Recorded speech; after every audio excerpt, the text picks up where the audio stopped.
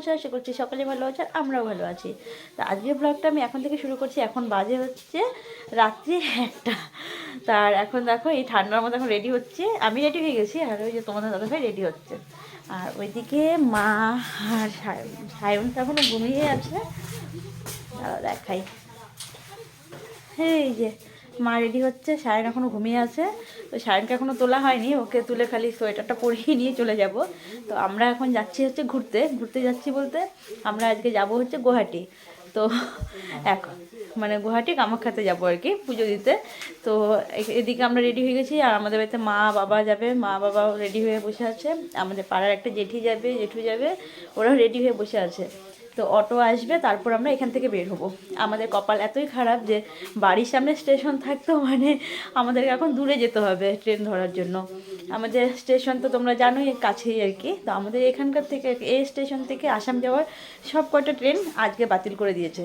কালকে ছিল, মানে কালকে লাস্ট গেছে, কালকেই মেসেজ দিয়ে দিয়েছিল যে আজকে থেকে ট্রেন যাবে না, লাইনে কি কাজ হচ্ছে নাকি কী হচ্ছে, যাই হোক সে কারণে। তো আমরা যেহেতু আগে থেকে প্ল্যান করে ফেলেছি যাব, তো ঠিক করেছি যাবোই আমরা। এখন আজকে নিউ আলিপুর থেকে যাব। তো চলো দেখতে থাকো এই ব্লগটা, আশা করছি তোমাদের ভালো লাগবে। আর এই ব্লগে মানে আলিপুরদুয়ার টু কামাখ্যা কতক্ষণ লাগে, কোন ট্রেনে যাচ্ছি, কত টাকা খরচ হয়, সবটাই তোমাদের সঙ্গে শেয়ার করবো। তো চলো আজকে ভিডিওটা দেখতে থাকো। আর আমরা বাড়ির সবাই মিলে যাচ্ছি, অনেকটা আশা করছি অনেকটা মজা হবে। তো চলো দেখতে থাকো ভিডিওটা। তো দেখি সায়নকে তুলে রেডি করানো হোক, আর অটো আসুক, তারপর আবার আসছি তোমাদের সামনে। এই সায়ন কেমন করে ঘুমাচ্ছে দেখবে। মা রেডি? তুমি রেডি? এই যে তুমি চাদর নিচ্ছ? না না, বিছানার চাদর আমি নিছি না এখন একটা। তোমার চাদর এমনি সায়ন চলো চলো, আমরা যাবো তো এখন। আমরা কোথায় যাব? কামাখ্যা। কে যাবে? তুমি আজকে বলতেছিলে না মা কামাখ্যা যাব, কামাখ্যা। কে যাবে কামাখ্যা? ওঠো ওঠো ওঠো। তো এই যে দাও সোয়েটারটা পরাই। এই দেখো বন্ধুরা,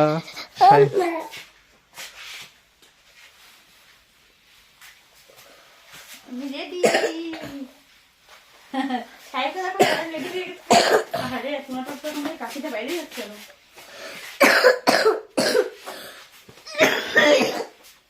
শোনো, কাশি ওষুধটা খাও। ওইগুলো যাবার নাই তো? না তুমি এসে করে দাও, আটকা দাও।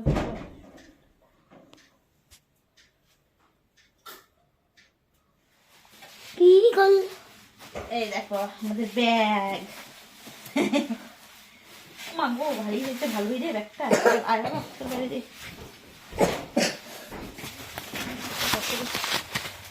বাড়ি বসে লাইট চুরিয়ে গেছে।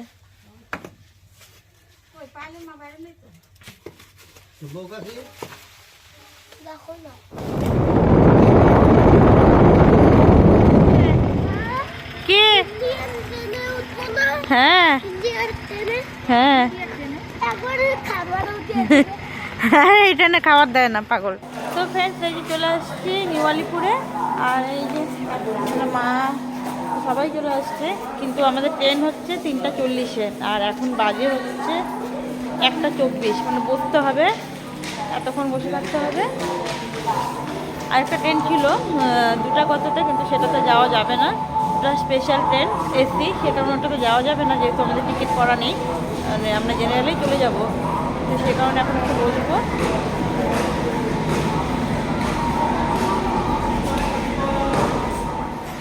বাবা এই যে এখানে সবাই বসে আছে ঠান্ডার মধ্যে। কতক্ষণ বসতে হবে আরো বলো তো? 1-1.5 ঘন্টা।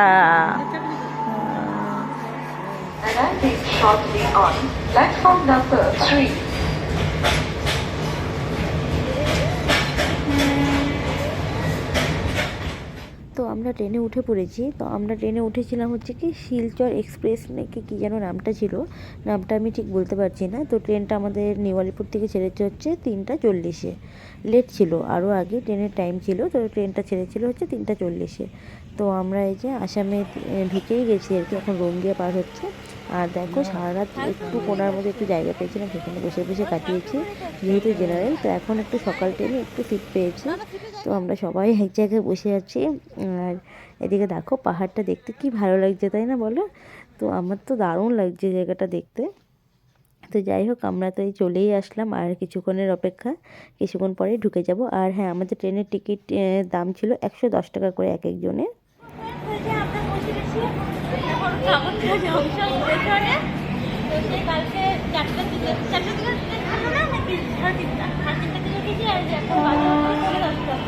এখন পৌঁছালাম, ট্রেনটা একটু লেট ছিল, একটু এইগুলো ভালো লেট ছিল, 1.5 ঘন্টা না 2 ঘন্টা লেট ছিল, সেই জন্য এতটা লেট।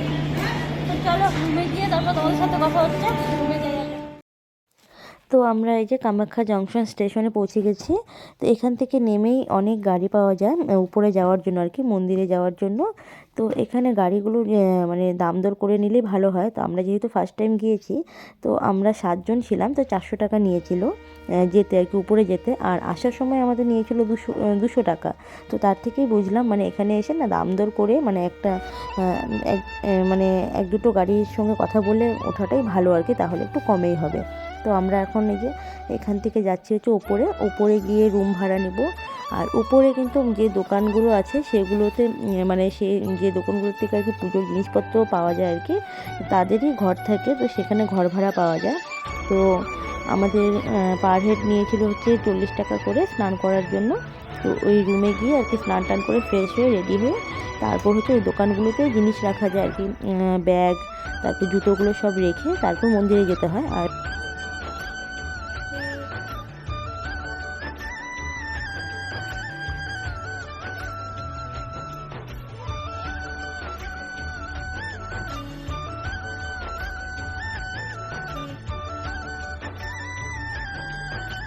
তো আমাদেরকে এখানে নামিয়ে দিয়েছিল।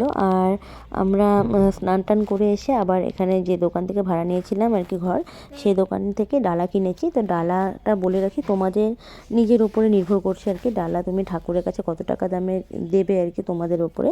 আমরা যেমন 100 টাকার ডালা নিয়েছিলাম, তো 100 টাকার থেকে শুরু, এখন তার উপরে অনেক টাকারই আছে, তো তোমাদের উপরে এটা নির্ভর করছে তোমরা।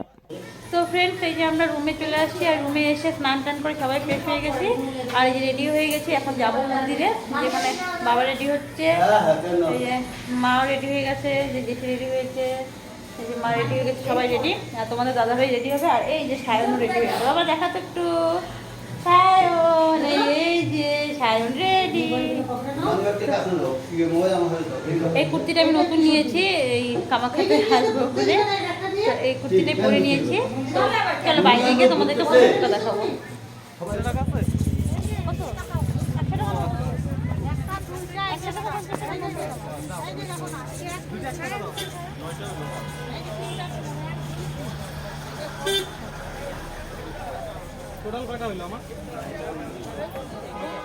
তো আমরা এই যে ডালা নিয়ে নিয়েছি সবাই এখানটায়, আর ডালা নিয়ে এবার চলে আসছি টিকিট নিতে ভেতরে ঢোকার জন্য। এটা জেনারেল লাইনের টিকিট। আর হ্যাঁ, এই টিকিটটা নিতে কিন্তু কোনো টাকা পয়সা লাগে না, এটা ফ্রিতেই দিচ্ছে জেনারেল লাইনের জন্য। আর পান্ডা ধরলে টাকা লাগে, তবে পান্ডা অনেক টাকা চায়। আর তাছাড়া হচ্ছে পান্ডা ধরলে ভেতরে কিন্তু দর্শন করা যাবে না আর কি, যতদূর আমরা ওখানে গিয়ে শুনলাম আর কি। তো আমরা প্রথমে ভেবেছিলাম পান্ডা ধরে পুজো দেবো, কিন্তু পান্ডা ধরলে ভেতরে ঢুকতে দেওয়া হয় না, তো বাইরে থেকে দর্শন করিয়ে দেয়। তো সেই জন্য আমরা যেহেতু এত দূর থেকে গেছি, তো তাই আমরা ভাবলাম ভেতরে গিয়ে দর্শন করব। সে কারণে আমরা পান্ডা না ধরে আমরা জেনারেল লাইনে দাঁড়িয়ে পড়েছি। তবে জেনারেল লাইনে দাঁড়ালে আর কি অনেকটা টাইম নিয়ে দাঁড়াতে হয়, একটু কষ্ট হয়। তবে জেনারেল লাইনে দাঁড়ালে একদম ভেতরে গিয়ে ঠাকুরের দর্শন করতে পারবে তোমরা। তো এই যে এই দিক দিয়ে দেখো ভেতরে উপরে চলে যাচ্ছি। আর এই যে সব পাশে মন্দিরগুলো, এগুলো তো এখন তো ঢুকতে দেবে না, আমাদের লাইন যখন আসবে তখন আমরা ভেতরে ঢুকবো। তো এই যে দেখো জেনারেল লাইনে এখানে অনেকগুলো রুম আছে। আর তোমাদেরকে যে টিকিটটা দেবে আর কি এখান থেকে, সেখানে কিন্তু লেখা থাকে কোন ওয়েটিং রুমে তোমরা বসবে আর কি। 1, 2, 3 এরকম অনেক রুম আছে। তো আমরা এই যে 1 নম্বর রুমটাতেই বসেছিলাম, আর অনেকক্ষণ বসে থাকতে হয়েছিল। আমরা 12:15টায় ঢুকেছি ওয়েটিং রুমে, আর তারপর লাইন দিয়ে ঢুকতে পুজো দিতে আমাদের 4:45টা বেজে গেছিলো। তো এই যে 1 নম্বর লাইন মানে রুম।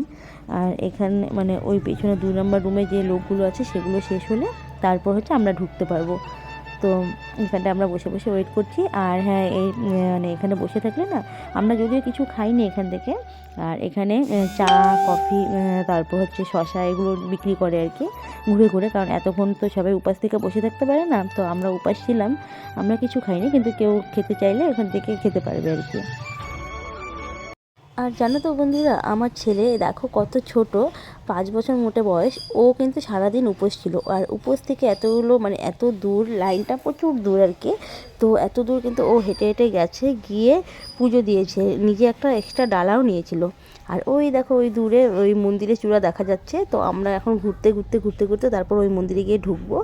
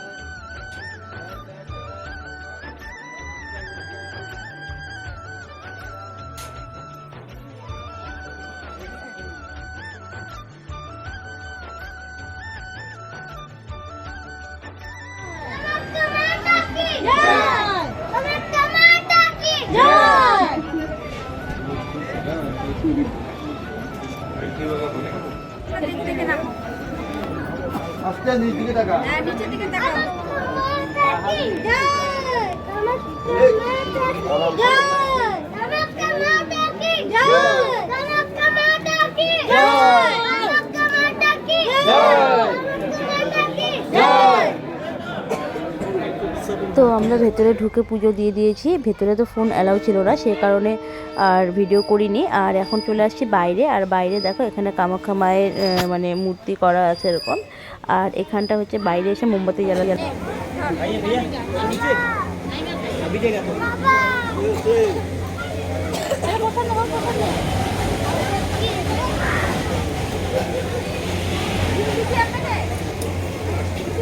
কি করবা?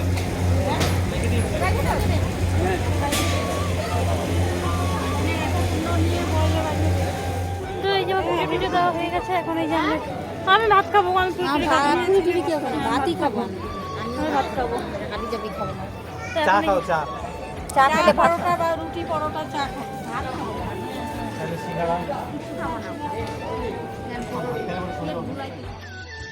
তো পুজো টুজো দিয়ে প্রচুর খিদে পেয়ে গেছিলো। আর মানে যেহেতু সকাল থেকে উপোস, এখন বাজে হচ্ছে 5:30, মানে মন্দির থেকে বের হতে হতে 5:30 বেজে গেছে। আর এখন মন্দির থেকে একটু সামনের দিকে এগিয়ে এসে একটা হোটেল পেলাম। আর এখানে কিন্তু সব নিরামিষ খাবার পাওয়া যায়। তো আমরা এখানে ভাত নিয়ে নিয়েছি, নিরামিষ ডাল, আলু ভাজা, পাঁপড় আর হচ্ছে ভাত নিয়ে 80 টাকা প্লেট। তো এখানে আমরা সবাই ভাত খেয়ে নিচ্ছি। আর তোমাদের দাদাভাই আর আমার বাবা খেয়েছিল রুটির সঙ্গে 2টো তরকারি দিয়ে 60 টাকা, হ্যাঁ 60 টাকা প্লেট ছিল।